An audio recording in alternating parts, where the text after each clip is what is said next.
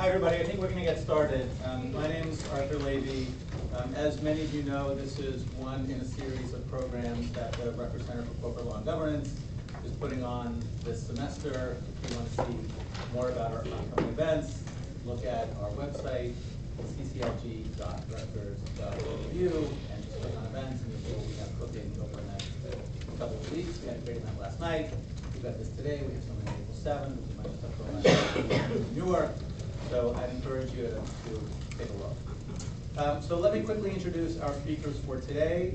We've got two terrific speakers. Ethelyn Geschwin is a director for strategic sourcing at Verizon, but lately she's been doing a lot of thinking and deliberating about career issues.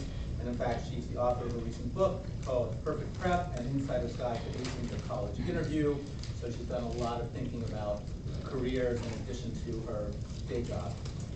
Tara Palapouri is our grad from 2008. She is now an associate at DLA Piper, but she's also our adjunct and teaching, I think this fall, again, a class called Corporate Lawyering. I know many of you know her.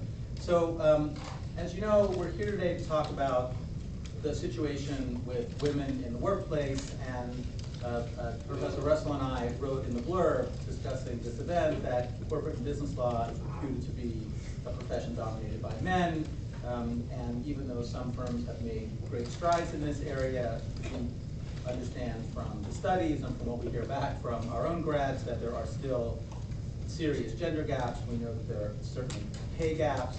There was a funny story, and then I'll stop talking, I promise. There was a funny story on NPR the other day where a woman comedian said, you know, how many women out there are CEOs in like the top 100 companies in the US? And she said, interestingly, the number of CEOs in the top 100 companies is 7. And so she sort of hesitated and said, you know, maybe 7, maybe that's not so bad, like 7 could turn into 12, could be 15. And then she said, well, that's true, 7, but the number of CEOs of top 100 companies, the number of CEOs whose name is John is 14. So there are more CEOs, twice as many CEOs named John as there are women CEOs in the top 100 companies. So I thought that was a very sort of funny introduction to the topic. I'll stop now. I thought each of these guys would take maybe 3 or 4 minutes, just give us a quick overview of sort of what you've seen, and then the idea is to have you all and Professor Russell and I, any of us, ask questions and turn this into a bit more of a discussion. So with that, Tara, do you want to start? It doesn't matter to me. Sure. Well, first of all, I want to thank everyone for coming out today. It's an important topic, and I'm glad to see it resonated with so many of you. And particularly kudos to all the men in the room, because it's, in large part, you know, it's going to take both genders to effectuate change, right? So a special clap for you guys. So as Professor Levy mentioned, my name is Tara Palapouri. I'm an associate at DLA Piper. I have started my career at Pepper Hamilton, actually thanks to an adjunct professor of Rutgers who called me up to the front of class one day. So don't underestimate any of your resources or connections. And then from there I transitioned to DLA Piper during my 3rd year. I practiced corporate and securities, corporate and finance, almost exclusively private securities, because, as you mentioned, I'm the class of 2008, which wasn't exactly the economic demise was a hard time, especially to get into some of the public securities work. You know, coming back to what Professor Levy said in terms of what we see out there, I, as some of my former students will tell you, I believe in transparency. So I'm going to be extremely authentic, extremely transparent with you, and I also want you to know that everything I'm about to share with you is my perspective, and it's also something that I believe we all have control over. And I say that we have control over it because I think it took me about 8 years of practice to realize I had control over any of it, right? So take that, you know, think about that as you move forward in your own careers and hear what I'm saying. I think there are many reasons that there are less women than men in this and many other professions. I tried to come up with for you with what I thought were the top maybe 3 reasons. I think the first of those reasons is that women believe it's not a flexible area of practice, right? And there's some truth to that, and you know, I'll kind of say these at a high level, and then to the extent they're of interest to you and you guys want to ask questions of us about them, you know, I'll leave it open. So 1, flexible schedules. People are intimidated by the hours. the demands of the work. Women want families, and they think that there are other areas of practice that lend themselves to having a better work-life balance than corporate law. Number two, I would say women don't ask for things. So based on my experience and the experience of my colleagues who I've had this conversation with, we expect to often be rewarded based on merit, right? If I have a good attitude and I don't complain and I work hard and I'm the most prepared person in the room and smart, a collaborator and willing to make sacrifices, if I make those sacrifices, I'm gonna reap the rewards of them. And what I found was myself and a lot of my colleagues didn't reap the rewards of them. In fact, it was sometimes the people who put in 50% of the effort, made 50% of the sacrifices, but then went and said, hey, Professor Levy, I'd love to jump on that deal with you. And he got to work on the deal that I thought I had been proving myself to Professor Levy about, right? As a result of not asking for things, we can then play the martyr a little bit, right? Because now I'm a little bit mad at him. Because didn't he notice that I've been working so hard? Why wouldn't he have chosen me for this best deal? The truth is, that's not fair, right? That's not fair of me to put on him. I didn't ask him for that opportunity, and I can't expect him to know that I wanted it. So, asking for things. And the third, I'd say, is what is referred to as micro-inequities. So is anyone familiar with the concept of micro-inequities? I wasn't. I wasn't until I had like a fantastic conversation during my 5th year with a diversity and inclusion manager. And the conversation started something like this. I'm very close with her as well, so I should mention that. So she's fantastic. And she was asking about how working with this particular partner was going, and I said, oh, it's good. She said, Tara, you're hesitating. Why are you hesitating? I said, no, it's just like, were you ever around someone who constantly complimented you, but you were like, I'm pretty sure he's insulting me, but I feel like I seem like a crazy person if I said that, right? And we went into this conversation, and one of the things that does happen with a lot of my male colleagues are micro-inequities. Look, discrimination, sexual-based, these egregious macro inequities, they still happen, but they're far and few between, right? Your partner calling you into your office and saying, pull down your blouse a little if you want to get on this deal. People are smarter than that now. Not all of them, right? That's why we have employment lawyers still so busy, but most of them are, right? But what they're not as sensitive to is this micro concept. So an example is you walk into a room and someone says, you introduce someone to a client and you say, please let me introduce you to Tim. Tim is our rock star mid-level associate. He actually has in-house experience prior to coming to DLA, so I think he'll add fantastic value to this transaction. He'll have both the big law and the in-house perspective. I want you to meet Arthur, who actually was, has done more of these types of transactions in this industry than any associate at the firm. And please let me introduce you to Tara, who's our senior associate here. And let me tell you, John, I'm gonna go John. John, if you get a chance, you gotta stop by her office. She has 2 of the most beautiful boys you'll ever see. And I could never, I was like, that was so mean. But then I'm like, I guess it wasn't, they are pretty cute, right? Like you should stop by and see them. But I couldn't figure out for a long time why those type of comments bothered me. And then I realized it was because they are saying that I have a different type, right? Or a lesser worth than my male colleagues. And what's most interesting to me about that is I don't think they do it a lot of them I don't think do it intentionally. And that's gonna be the behavior that's hardest to change. So with that said, let me pass it along here to my co-panelist. Okay. Hi. So in addition to my full-time job and the book I write and working with high school students, my next passion is about working with women, mentoring women. I have a mentoring circle in my company with my team. And this is what we focus on every week when we talk about women's issues. So let me give you a little bit of background. I graduated with a degree in chemical engineering from Columbia a long time ago. Went to work for Colgate-Palmolive. I worked for a man I was the 3rd woman engineer in the Department of 100. And I worked for a man who said, women should not be engineers. You should stay home and have babies. That was a quote. I went looking to another manager to see if maybe I could change jobs, and he said he wanted me on his team because he could pay me less. Because I'm not responsible for a family. And by the way, a single man would ultimately be responsible for a family, so he doesn't pay him less. I stayed with the first male chauvinist pig, not the second. Then I went to work for a pharmaceutical company. At that point, I was doing more of sourcing, procurement, and there was an industry dinner that took place every year at the Waldorf Astoria. At the time, it was the largest sit-down dinner in the city of New York. And that was the first year that the entertainment was not strippers. Because there were a few more women coming up in the business, and they were a little bit offended. Okay. And then I went to work for what was then NYNEX, became Verizon, and at that point, as Tara said, people got coached, trained, and so they knew not to be obvious about their discrimination. But it is still there. It's certainly gotten better, but it's still there. But I'll agree with Tara to say, for the most part, people don't really mean it. They're used to what they know and what they've done, and they sort of keep with that. So what we're focusing on is really what I call awareness. So women, let's face it, we are different than men. Men, we are different than you are. We behave differently, we act differently, we react differently. And that's okay. We don't want to be the same. But that doesn't mean that we can't compete with men, right, and win. We have to be aware of how we act, what, if anything, we want to change about ourselves, and then how we can work together to change the game. See, I think one of the problems is that we're all still playing by the men's rules. Right?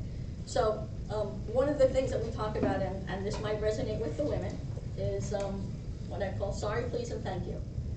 Women, you often say sorry. I'm sorry to interrupt, but can I just ask a question? Did anybody see, read, hear Hillary Clinton's concession speech? She apologized that she couldn't take it over the line. First time a presidential candidate has ever apologized. So we say please, we say sorry, and we say thank you, a lot more than men. Does it put us at a disadvantage? It might. Does it change how we see ourselves and how others see us? It might. And so that's when I talk about awareness. And so what do we do, what do men do, and how is it perceived?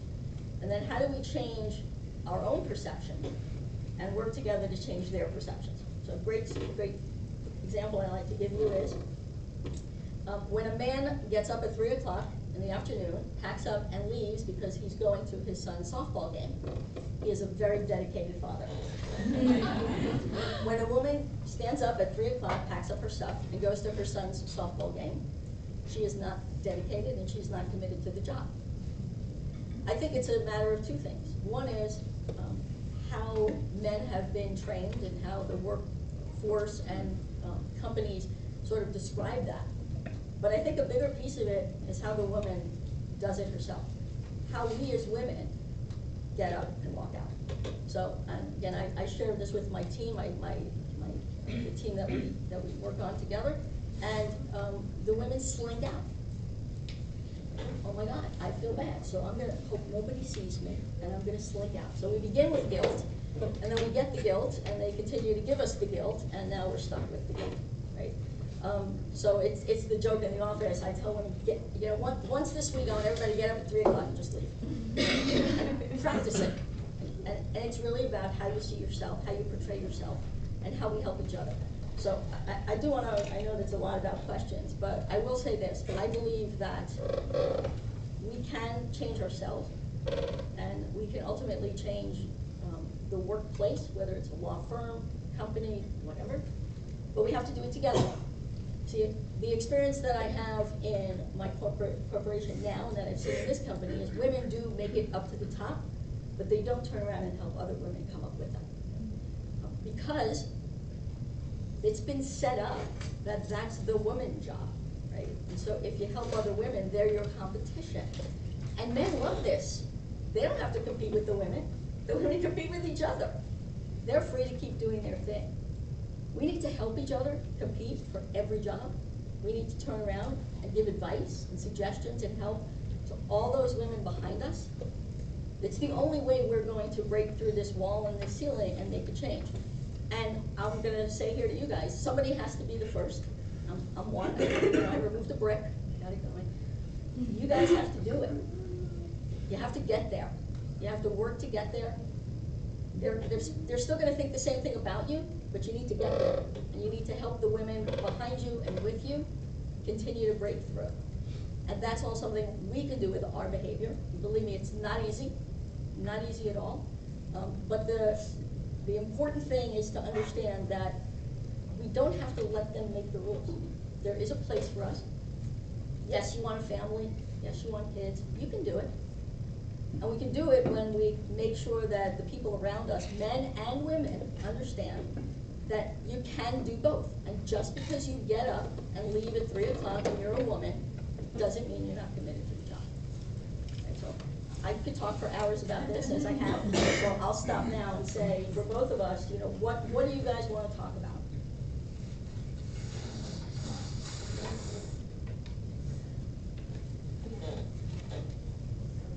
Yes, sir. So you mentioned earlier persons who might perpetuate without intending to, and I was just wondering how, or if you have any experience with reaching those individuals and maybe some advice for doing so.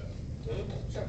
So within my company, actually, they're starting a program of training that all employees will have to take called unconscious bias. And the idea is that we all come into the room, every single one of us, with a bias. Either because of the way we were raised, an experience we had, could be a lot of things. And it's a great exercise they do. And if you ever take this, I'm sorry, I'm ruining it for you. It's a great exercise they do. They break us into groups, and we all get different resumes. There's Jose, and there's Caroline, and there's Bobby, and there's, you know, Tiffany, and everybody gets with a picture. And you're told to assess this person for the job of IT manager. And then we all come back together and say what we thought. And of course, it ranges from I would never hire that person to I would absolutely hire that person. The resumes are exactly the same, and the only difference is the name at the top and the picture. And it is shocking to see how people are reacting to this. And it's a mix of literally open shirts, messy hair, an earring, Hispanic, Black, Indian, you know, WASP, got the whole thing covered. And while I didn't experience it in my class, the person was saying that some people said, I don't like the hair on his chest. In fact, I would love you to look this up, Arthur, but there's the percentage of men who are over 6 feet tall and CEOs is not statistically appropriate based on the tall men in society. So there's absolutely bias that we have toward people. And what this class is about, and what the point is, it's awareness. It's understanding that you already come in with this, and to sort of check it at the door and remind yourself, why am I having this reaction? Why am I thinking of things? Is it because it's a man or a woman? So that's the thing I would tell you. It's really about awareness. It's watching yourself and watching how other people talk to you and being aware of how you talk to other people. I think that you said something earlier that I think is a powerful reminder. You talked about the sorry, the please, and the thank you, and you didn't mention it, but you said it in your example, the just, right? I just wanted to know if you had 5 minutes, right? That's another big one that we do, that we should take out of our vocabulary. To answer your question, I would say number 1, to women, you can be your own advocate in those situations. Right? So when that would happen and they'd say something about my 2 kids, do you know what I did? I laughed. I was like, yeah, they're super cute. They're 3 and 6 now. And I smiled. Instead of saying, you know, yeah, you'll have to do that if you have an opportunity. I also wanted to let you know that this is my 3rd fantasy sports transaction this year. So I'm hoping I can add value to you in respect of, you know, current issues, you know, in this area right now. Or something, you know, I can be my own advocate. I don't need him to say the nice thing about me. I can say it in context. You know, and guess what else I never did? I went home and thought about it a lot, but I never walked into that partner's office and closed the door and said, hey, Bob, do you have a second? You know, listen, when you did the introductions today, you know, I felt like the way you described me versus the other attorneys in the group was disproportionate. It bothered me. Moving forward, would you mind not, you know, kind of using my personal life to define my professional introductions? I did it ultimately, right? Well, it took me 3 years, right? So, but again, I was playing a little bit of that martyr, right? I thanked him for the insult. I never said anything, and then I went home and I'm like, life is so unfair, right? You do have control over some of these things. So I think that so that's what the women can do, and to the men, I would say, when a woman comes to you and says, I feel like my introduction wasn't, you know, comparable to that of my peers. Like, just listen to them. They're not attacking you. We're not attacking you. We're not gonna report you, right? We're coming to you because in fact we didn't go to HR. We want you to just hear us. We just want you to be aware and be receptive and sensitive to that. But so what was the reception? Because there are times when it's, oh, you're too sensitive. Yeah, Or, especially oh, when you start crying. Because you don't mean to. It's like, see, what they don't understand is, I'm not crying because I'm sad. I'm trying not to kill you. And that anger, right? That's what it is. A lot of anger, right? No, it's a good question. And I would say there are two answers, right? You have the people who are receptive, right? You have the people who are receptive, and say they'll be more aware. 50% of those become more aware and more sensitive, and 50% say it and don't change. And then you have the people who say, you're being a girl, right? Stop crying about this. And what I would tell you in those situations is, I've had both experiences. When I've worked with the people who have shut me down and said that my concerns weren't valid, do you know what I did? I worked harder. I wanted to prove to them that I was worthy of those compliments, that I could do that much more. And I like to be liked. Who doesn't like to be liked in this room, right? And I thought, oh, I'm gonna convert him, right? He's gonna be a Taravan by the end of this year, right? I'm gonna make sure I do the best work for him. Do you know what I wish I had done, and now I do? I respect that person, and I don't work with them anymore. And again, this is one of those things that you have control. You know, for most of you in this room, you're not gonna have one person above you. I can work with other partners, all right? At least in my case, I work for one of the largest law firms in the world. So why was I so convinced on making Bob love me, right? I realize now how foolish that was, so hopefully that question. So one of the things I think about in terms of transitioning from school to practice is that school is a place where there's a lot of affirmation. And I've had other jobs where there's a lot of affirmation, like, you know, a couple months in, this is how things are going. How do you build up your own sense of affirmation so that you don't worry so much about getting it directly from everyone around you at work? So again, I'll talk about unconscious bias. My whole life I've been looking for affirmation, I'll explain it to you. Right, and in my corporation, in my world, it's never given. Never. It's like a joke. I just saved you $100 million last year, and your answer is, what are you going to do for me this year? Can we at least acknowledge it? So, frankly, any person, you need to start thinking about what you can do and how you've done it. One of the things that I suggest to the women in our mentoring circle is, I want you to make a list of all the things that you thought you could never do. Looking back on what's happened. And then I want you to check off all the ones that you actually did. And as you look back, you will see that there are a lot of times in our lives, particularly for women, where you think, they're giving me this job, I can't do it. They want me to do this, I'm not sure I can do it. And sometimes, unfortunately, we share that with the boss. We share that with, well, you know, do you think you can do this? I think I can. And I remind you, they wouldn't be asking you if they didn't think you could do it. So the way that you do it, you really have to keep reminding yourself of what you've accomplished. Particularly the things where you thought you couldn't do it, and you did it. Yeah, I think that's a great answer.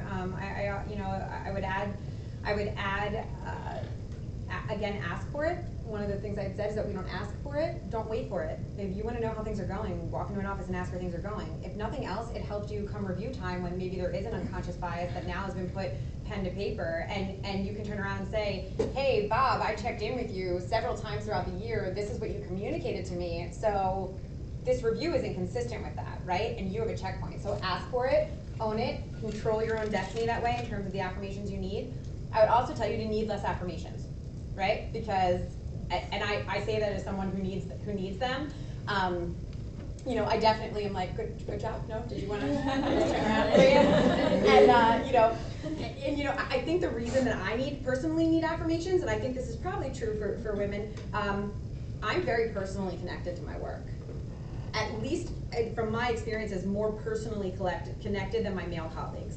The truth is, as long as my male colleague's job isn't in jeopardy, whether or not they save that $100 million is like, oh, it was my job, I did the best I could. I'm gonna think about that for the next 3 years, right? I'm gonna go to bed at night on Christmas Eve and being like, dear Santa, if you could just this year, right? Like, it's gonna torture me. It's gonna torture me. So a lot of people would tell you to take things less personally. Here's what I think about that advice, because I've been given that advice many times. Ignore it. Just don't need the affirmation piece of it. But I don't know how people stay in this job if they don't take it personally. Because the hours are long and the job can be hard and there are sacrifices. And if you're not personally connected and enthusiastic about what we do, it's just probably not the right place for you anyway then. Because I think without that personal connection to the work, you might not have the stamina required for the area of practice. So I just want to add to that. So the personal connection, the commitment is critical, right? Particularly with women, they want to see that. But I'm going to go down to the micro level and say women will tend to walk out of meetings and say, oh, I messed that up. Yeah. They didn't like my idea. They must not like me. Right? I'm so frustrated with what happened. Men walk out of the meeting and they leave everything in the room. I don't know. They go to the next meeting and they sit there and they do their thing. And again, this is where women behave, react, and act differently. That's okay. But you have to be careful. You want to be personally involved. You want to be personally committed.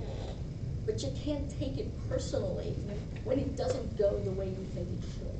I think that's such a good point. And I think I'm going to add to that one thing, which is when it doesn't go your way in that conference room, not only do you leave and think, oh my gosh, that didn't go well, they didn't like my idea, but here's what else you do, right? Hey Tara, this was not your best work product, okay? This purchase agreement had these problems with these provisions.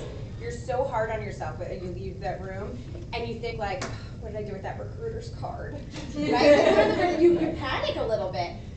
Again, you know, I think something that took me a long time to learn was that your careers, I don't care where you end up, not everyone's gonna get along, and that's actually okay. Your company's not going to expect you to get along perfect with everyone at the company. So I think that's something else that took me a long time to realize, like, it's okay to just not want to work with certain people or not get along with them. And, you know, so I would just add that. So I want to add one more thing, sorry. So you talk about why we need affirmation. I'll look at mothers and fathers in the room. Any of you use the phrase to your daughters when they do something well? Do you say, good girl? You say, good girl. I actually mentioned this to my mom. I've caught myself always saying that to her. Yep. And it's just a natural response. It's a natural and then I response. realize it's actually not. We call our daughters good and bad. Yeah. You misbehave, you're a bad girl. You set the table well, you're a good girl. With boys, we say good job. You do. Note to self. We do. Good boy alive. Okay, but No, that's, your thing. and I've had the mothers come in and say they've changed the way they talk to their daughters, and that's something else that we can do. Why do we need that affirmation? Because many of us were raised that you were only good if you did something well and if you did it right. And if you weren't, you were bad. But that's not true. Right? So remind yourselves, you are not good or bad. You are getting results, you're not getting results. Right? You're achieving the objective, you're not achieving the objective. You're doing it correctly, you're not doing it correctly. But it's not about whether we're good or bad. And I want you to think about this. For all of you who have children, are going to raise children, please tell the daughters that, not that they're good, but that they did it well. Yes? So I have a lot of questions. I'm also, since this is about sensitivity in part, I'm sensitive to others' questions. I could ask questions until our time is up, but I don't want to preempt anybody else. So if nobody else has questions, I've got a lot of them, but I don't want to take the time if other people do. So yeah, I was going to say, let's start with others, but Yeah, I've got please. a boatload. And I got hours to talk. Good. One of the things that you mentioned earlier in your talk, that you were glad there were men in the room because they need to be at the table to make change, especially with regard to equality in the workplace. How would you respond to the question, what's in it for them? Yeah, so You know, I think there's a couple of interesting answers to that, right? I think to each man, there's a different value. I don't know that all men would perceive the value the same way. I come from a very traditional Italian family. My father's first generation born in America, and he's the only son. And let me tell you, he became women's liberated real quick when he had all daughters. Right? You know, for some men, I like to think it's because they have daughters, and sometimes they'll say that to me, like, I think that's part of it. I also think that, something you had said earlier is we have different skill sets, men and women, and the truth is that when we work together, we're actually our strongest combination. I had a litigator, and as you know, I'm not a litigator, right? There was that time and trial ad, but other than that, I walk into a room for a pro bono case, and I'm on the phone with my best friend who's a prosecutor, okay? And I'm like, wait, what side do I sit on when I walk in? I like panic, right? So I had a litigator call me recently, within the last 2 months, and said, will you come to this settlement hearing with me and meet with us before I'm saying, Stephen, what do you, like, I'm not sure I can add the right value, right? I'm my highest and best use. And his answer was, I need a woman. I need a friendly woman who like people like, because there's so much tension in this room. I need someone who can broker a deal for me through a relationship because we're not getting anywhere. And first of all, I'm okay with you saying you want me there because I'm a woman and I think differently than you and that women are good at building relationships. That doesn't offend me. That's okay. Good for you for acknowledging our strengths and our differences. And I attended, and it was a success. And what's been funny is since that's happened, I've actually had the opportunity 2 or 3 more times to work with other litigators in this context.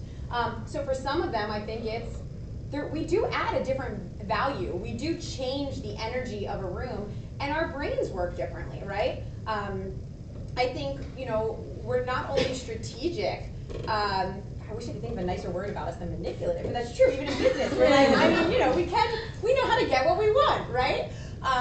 So I think that is a lot of the value for them. Either they have daughters, they recognize the importance going forward, they have powerful role models who are sisters or wives, or they recognize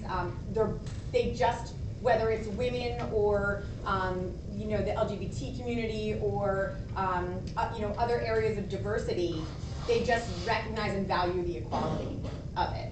But what are your thoughts? So similarly, I would say you're talking about business. So chances are you're interested in moving up or being successful. Whether you're going to move up, across, whatever, you want to be successful. And the best way to be successful, in my view, is to surround yourself with people who are really good. And you want the best. And right now, men who are biased, frankly, are not surrounding themselves with the best because they're only looking at 50% of the population. Right? And I would say they're biased toward women, they're probably biased toward people of color, and so they're probably looking at 10 to 15% because they can't get out of that. So I think what's in it for the men is an opportunity to be more successful for themselves and to meet interesting people, learn new ways of doing things, get perspective. And if they're open to that, and I keep looking at you because you asked the first question, they're open to that, they can make a tremendous difference in their professional lives and in their personal lives. I would also add that studies have shown that at least on board service, corporate boards, if you have at least 3 women, if not more, that the company is more successful financially.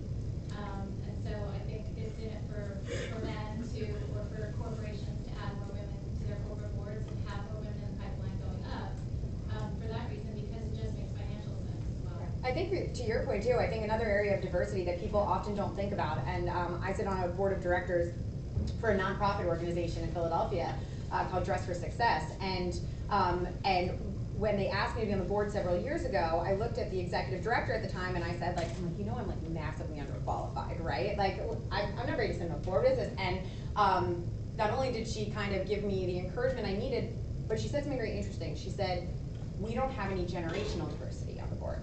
So to your point about men and women thinking differently, they had men and women, but they were all basically that 55 plus community, and they wanted someone who was from a different generation. So generational diversity, I think, can add similar value to what you're talking about as well. Is there someone? Yes. So I just finished my brief. It's based on Price Waterhouse. It's funny. What's a brief? No, I'm just kidding. Yeah. What's a So brief? it's based on gender stereotyping theory when a woman was denied her partnership because she would wouldn't wear jewelry, she wouldn't wear makeup, and her actually other partners in the firm commented, oh, if you want to make a partner, you should dress what other women do.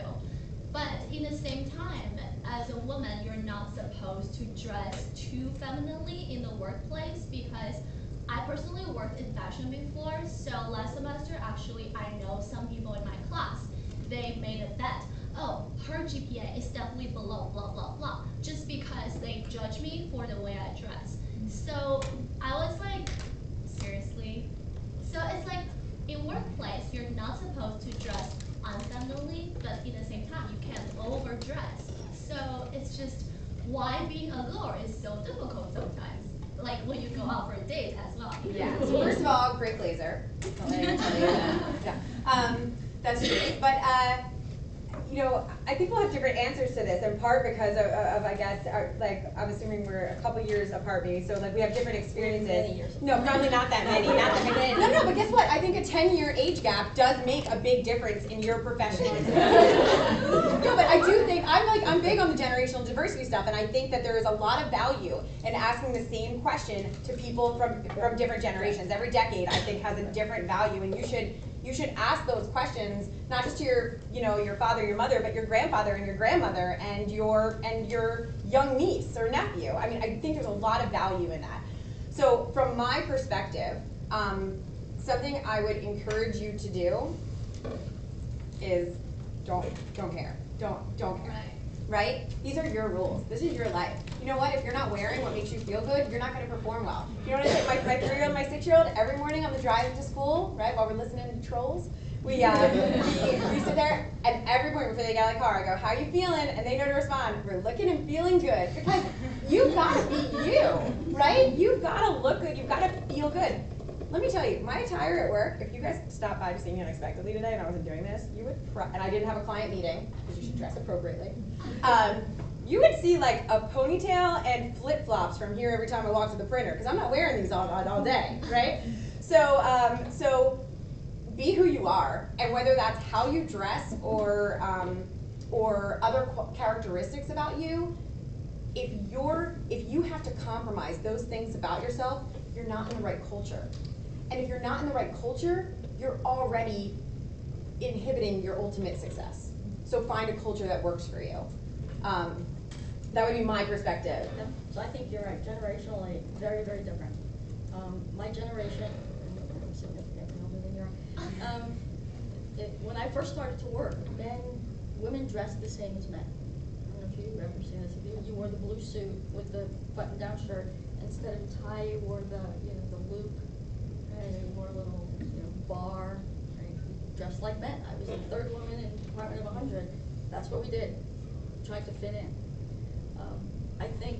Can I say that? So were you trying to fit in, or was it the style of the time? It was the style of the times. Okay. It was the style of the times, and it was because women were just beginning to really, move up in business, and that's how you did it. The closest thing you could get for them to accept you is if you looked a little bit like them, right? I think the whole millennial generation has been a challenge to the older generation. So tattoos, piercings, hair. There are still people in the older generation who struggle with that because it meant something to them. That doesn't mean today. Like even nowadays, I heard when you go to an interview for a judge, you're supposed to wear like not pantsuit, just you have to wear a skirt and like a dark blazer or something like that. Seriously, you can't even wear pants if you don't want to wear a skirt. So here's what I would say. I think I agree with Terry. You have to be who you are, and you have to be comfortable.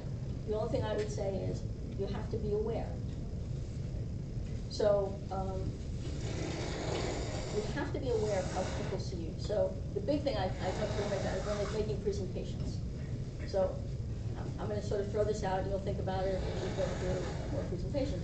When a man gets up to give a presentation, people in the room will typically say, let's hear what he has to say. A woman will get up to give a presentation, and they will say, I wonder what she's like. And they will begin to look at, and the things they start with is what you're wearing. Are you wearing something provocative?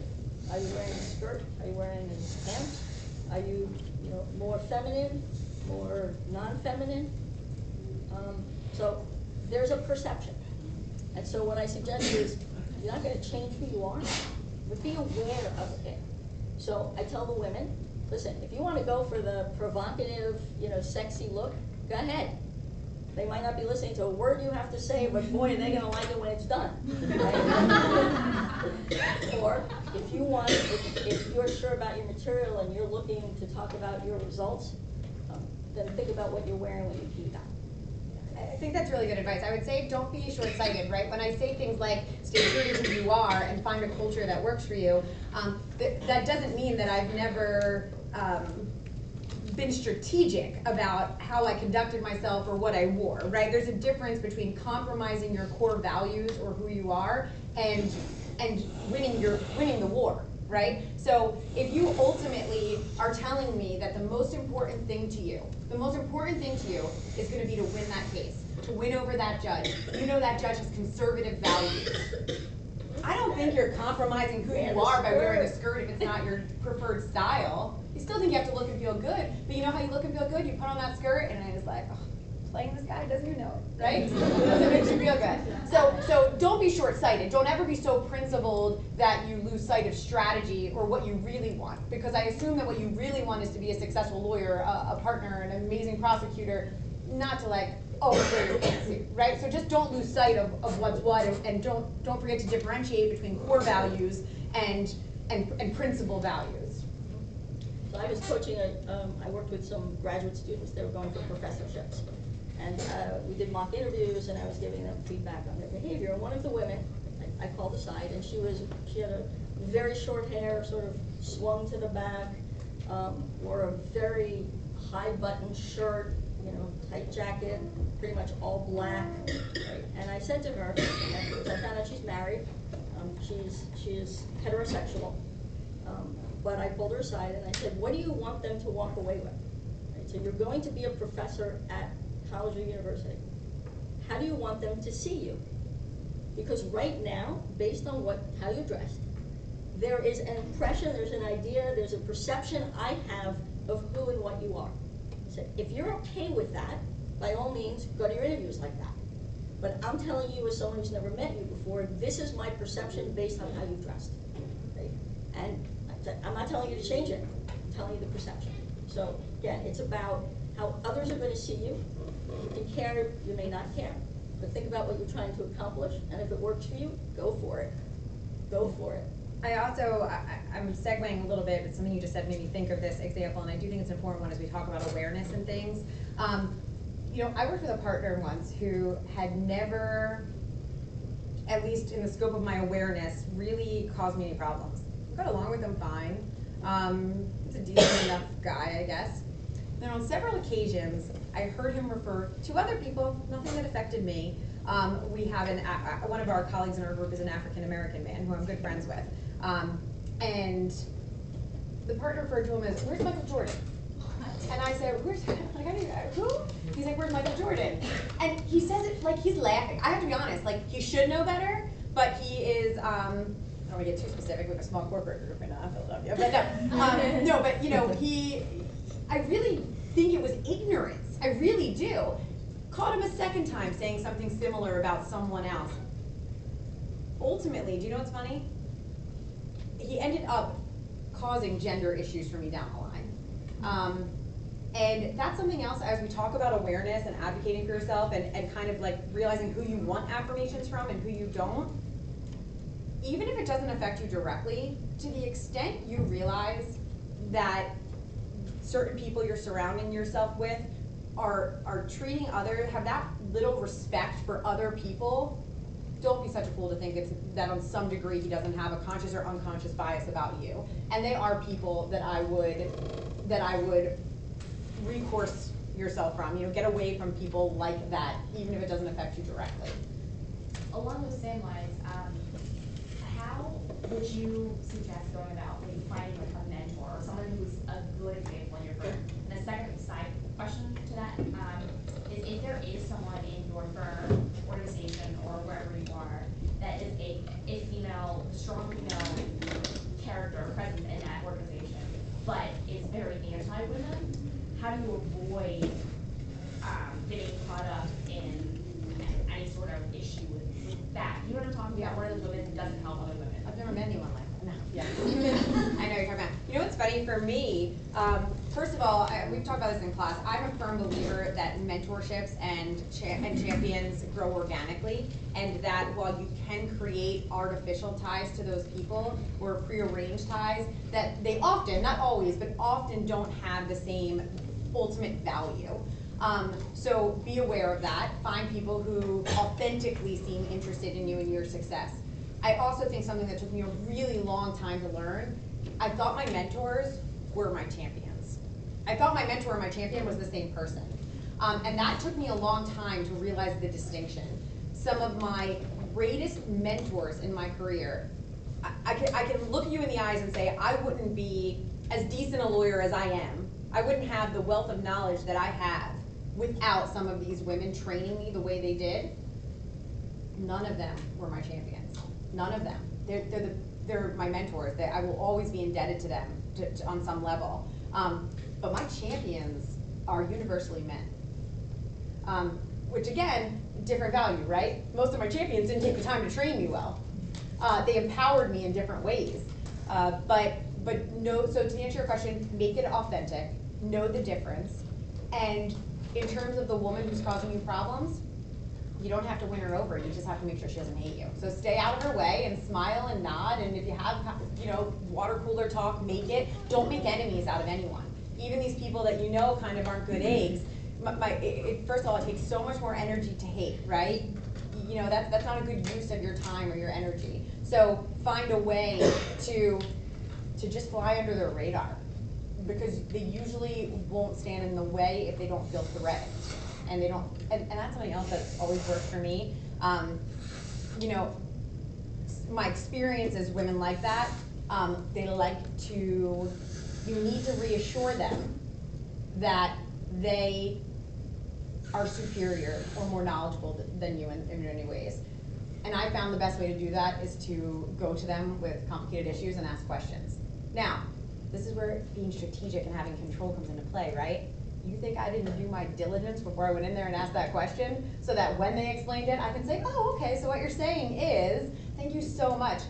If you need to interact with them, that's personally how I find women like that work, is they like to feel validated, they like to feel like they're so empowered. And don't misunderstand me, the practice of law is one in which youth is not a valuable trait, because there is nothing more valuable in our area of practice than experience. There's nothing. I had a recent recruiter call, and I'm not interested in the opportunity, but I did explore it to a degree. And one of the things I said was, how many senior partners are there, like at each stage? Because I never want to not be surrounded with lawyers who have more experience than me. It's just part of our trade. They're going to have a wisdom that you just can't possess. I'm going to add to that. So I think Tara is spot on with there's a difference between a mentor and a champion. Right? The mentor is the one who's going to show you and guide you. Right? The champion is the one that's going to get you that promotion. Right? They're going to speak for you. So I agree with Tara. I would say, and I do mentor mostly women, one guy. I tell them this is not for fun. This is just not, we're going to sit around and chit chat. I want to know what you want to work on. You have to come with your list. What is it that you want to work on? What is it that you want to learn? Where is it that you want my advice? And so, like Tara said, you go to these women and you point out to them, you are really good at presenting. You're really good at working a room and building consensus. I would like you to mentor me in that and show me how to do it. Right? Point out what I'm doing wrong. Right? Encourage me, support me, give me the tips, and maybe give me feedback after each performance. Right? I think it makes them feel important, makes them feel special, makes them feel they're really good at it, and frankly you get something out of it. Right? So I think it's not just, hey, will you be my mentor? It's, here's where I need you to mentor me. And as Tara said, a champion is completely different. It's the powerful people, it's the decision makers. Sometimes your mentor can be your advocate to the champion, but they're very different people. So it's about It's about 1:30, we're gonna go until 1:45. I know some of you have other obligations, you need to go, we understand, but if it's okay with you, we'll go until 1:45. Okay. So, I wanted to follow up on the conversation we had earlier about being your own advocate. I think that's very, very tricky. So it's one thing to say to somebody who's in law school and they're interviewing for a job, or any of us who are interviewing for a job, even if you're years out of law school, that's a time when it's perfectly acceptable and normal and right to be your own advocate. And you should go in with your, 5 bullet points of things you can say to toot your own horn, and you're expected to do that. And I tell students all the time, have those ready, right? I mean, you've got to sell yourself. You're the one who wants the job. They're the ones who have the job. So in some ways, that's easy, right? That's the easy part.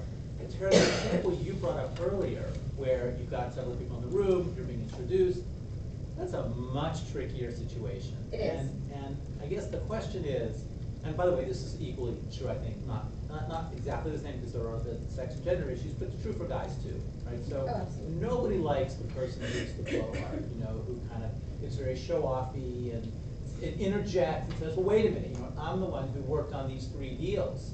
And the example you gave earlier was perfect, right? Because the 2 guys are introduced with a wealth of experience, you're introduced as the one with the 2 cute kids, and yeah, you do want to jump in and say, wait, I also want to add. But that's dangerous, right? Because Yeah. then everybody in the room, possibly wrongly, will look at you as, oh my God, I wish you would shut up already. Like, Yeah. nobody said anything about themselves, right? It's Yeah. always nice to have other people say nice things about you. Yeah. Then you're the one who has to say something about yourself, and everybody in the room says, ugh, stay away from that person, right? Look, we don't want her on the team. That's not socially acceptable.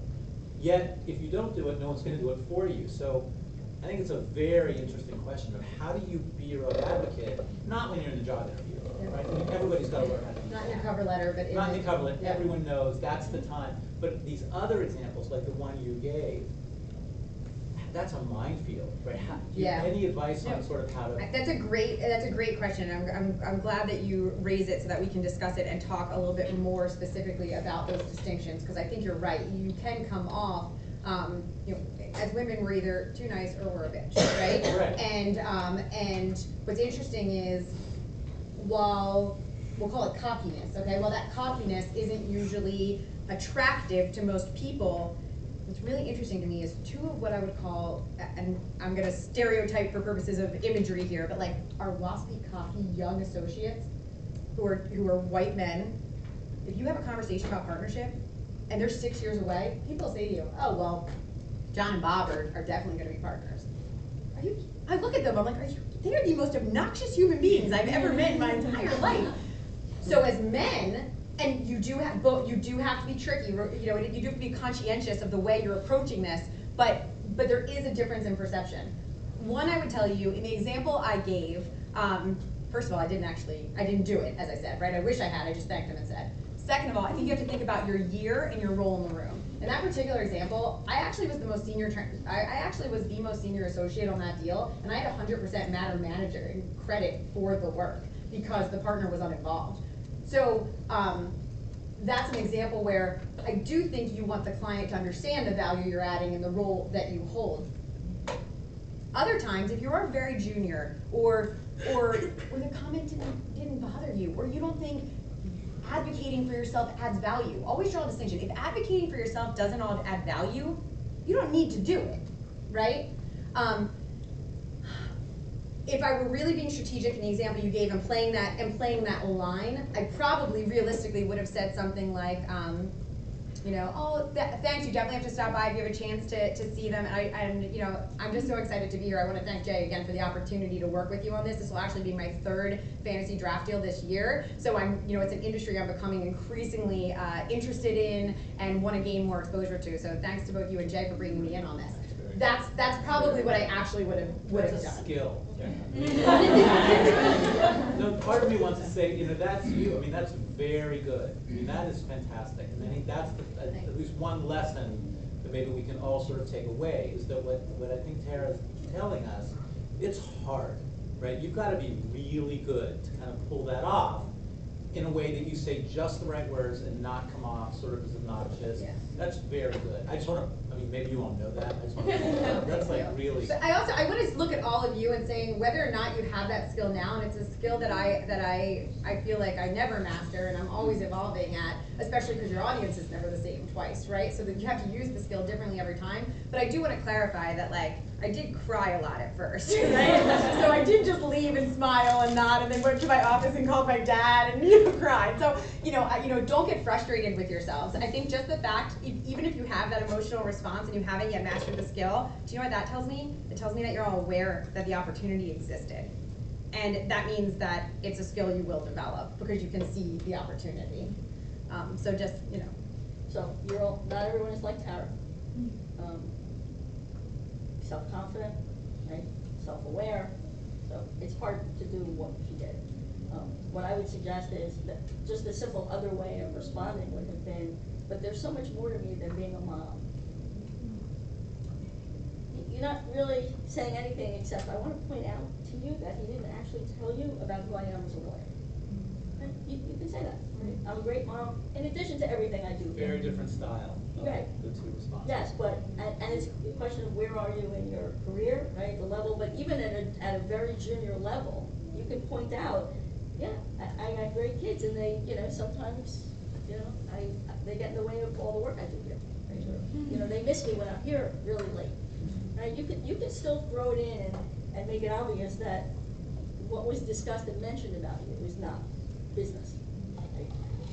But if I can add to that, when I talk about advocating, and I know it's different in a law firm, but the thing that I describe as advocating is simply making folks know what you want. So my favorite thing is when I have interviews, someone coming in for a job, and I ask women, where do you see yourself? What's the proverbial way do you see yourself 5-10 years? What's your career aspiration? I want to be part of a great organization. I want to be learning. I want to have new opportunities, blah, blah, blah, blah, blah. You know what the men say when I ask them? I want to be a manager, I want to be a director, I want to be a VP. They make it clear from the second they interview, I have career aspirations and I want to get there. And so, now it's fun on these interviews, I've actually, when I know I'm going to hire the person, I say, listen, after we hire you, I'd like to mentor you and explain to you other ways to answer that question. And what does that mean? And I tell people, if you want something, you actually have to tell people. Right? I sit with women, do you want to be a director? Yes. Did you tell anybody? It's back to what you started with, is you think you sit there and you're just going to do a really good job and get results and somebody's going to promote you? Not true. You have to tell someone what you want. You have to have a plan. Men are very good at doing that. By the way, I believe that's another reason for a wage gap, because men talk about what they want and who they are. And so they're already seen as someone who needs more money, deserves more money, is up and coming, high potential, where a woman is seen differently. A man will talk about his family. He's responsible for his family, and that's why he wants to be a director. That's respected, not for women. I think too, like asking, don't ever confuse asking with confrontation. I think I thought that asking meant that I had to be, like, that it was going to be a confrontation, and I didn't want that, so I just didn't ask at all. I can't tell you, I'd be willing to bet that about 75% of results I would deem positive from an ask don't require anything more than the ask. And then the other 25%, I decide if it's worth fighting for, or if I was like, meh, give it a shot. And again, this is something that took me years to start doing, but I had a male colleague who's 2 years my junior, and I had a big deal this year. The fees for the deal alone were over $2 million for 4 months of work. And this was about my 7th deal with this particular client. It would be the 6th deal unsupervised by the partner. And after I earned it, in my mind, I thought, I'm gonna ask for some credit for this deal. Which means, so I get my salary, right? But then in terms of becoming a partner, one of the things they want to see is that you have one of 3 categories of credit, either that you're responsible for bringing in the work, you're the relationship partner, or that you're managing the work. So I was talking to one of my mentor really more, and I asked her, I said, I want to ask, but I don't know, I guess it's my job. My job is to support the partner, so I guess I don't have a right to ask. And my male colleague was in the room, and he said, well, don't you have managing credit on like everything you work on? I'm like, no, I don't have any, ever. And again, it's a couple years ago, and he looked at me and he said, I have at least 25% on everything I do. I said, well, how did you get that? He's like, I just asked for it. And it was the simplest thing, and I was like, I'm gonna try that. So I called Mike, like deep breathing, like mirror talking, like, hey Mike, and I was like, listen, they're asking us to kick off another deal. Would you be okay if I opened a new matter for this, and maybe we shared some of the credit? And he's like, yeah, well overdue, go for it, thanks. Is that it? I gotta go. I'm like, okay, good talk. But I couldn't believe how easy it was. There's times I ask and people say no, but I can't tell you how much credit I've originated without any confrontation. I just ask for it, and I'm happy to stay for as long as you guys are able. But I do also want to mention, I want to come back to something we talked about earlier. I do think that the whole work-life balance thing is a really big one for women in this particular area of practice. For whatever it's worth, I want to let you know, like on a personal level, like I said, I come from a big Italian family. My great grandmother is one of my best friends. I have friends my own age too, but she's fantastic. I'm very close with my family. I just got back from a week's vacation in Aruba. I married my high school sweetheart. I have 2 awesome boys and a nephew I'm obsessed with. So I sit on boards of directors. I volunteer with community service stuff. I play soccer. So I have a perfectly happy and fulfilling life outside of work. I can't say that was always the case. I would say my family's the most important thing. My family's the most important thing, and then I would miss things originally, right? And learning how to manage them is a skill, but it is possible. And I can at least tell you that I'm really happy and fulfilled for whatever it's worth, and I also love my job. I didn't always love it when I surrounded myself with some of those wrong people. So I think, if I could give you advice, it would be to cut out the wrong people earlier. You don't need them, always. And so I did just want to add that perspective that I do think it's possible. And I do think you, at least from the corporate side, you do have to take a deep breath and realize one thing. I will never have what the traditional person defines as a day-to-day work-life balance. I don't make it home for dinner at 5 o'clock every day, right? I sometimes miss bedtime many nights in a row. When I head into the office after this, I have a huge deal going on right now. You may see me in the suit tomorrow because I may not come home until tomorrow in it. That happens all the time. I don't have a good day-to-day work-life balance, but here's what I do have.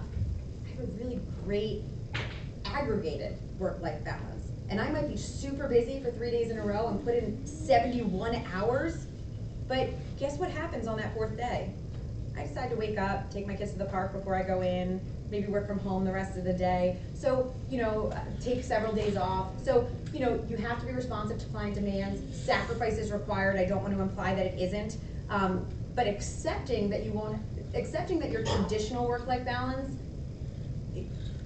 accepting that it's okay to have a work-life balance that's not traditional can still lead to ultimate happiness. You just have to redefine what that means. So I just wanted to add that. So I think we have to end soon. Any last words from you? No, Okay, what she said. so we've got to end now, but I think both of you are going to stick around at least for a few minutes Yeah, to answer sure. questions, and let's all thank you for